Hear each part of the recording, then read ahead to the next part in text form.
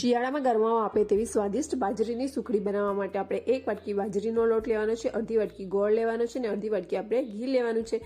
એક પેનમાં આપણે અડધી વાટકી ઘી એડ કરી દઈશું। ઘી મેલ્ટ થાય એટલે 1 વાટકી જેટલો બાજરીનો લોટ એડ કરી દેવાનો છે અને સરસ રીતે તેને શેકી લેવાનો છે।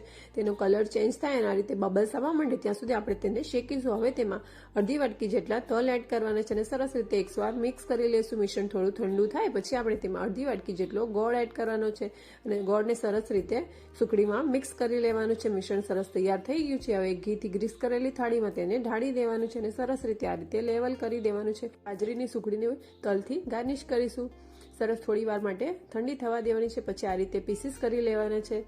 આપણી સરસ મજાની સ્વાદિષ્ટ એવી બાજરીની સુખડી તૈયાર છે। આ સુખડી મોંમાં મૂકતા જ ઓગળી જાય તેવી સુપર સોફ્ટ તૈયાર થાય છે। જો તમે શિયાળામાં આ રીતની બાજરીની સુખડી ન બનાવો તો આ શિયાળામાં જરૂરથી ટ્રાય કરજો। રેસીપી ગમી હોય તો લાઇક, શેર અને સબસ્ક્રાઇબ કરજો। Thanks for watching.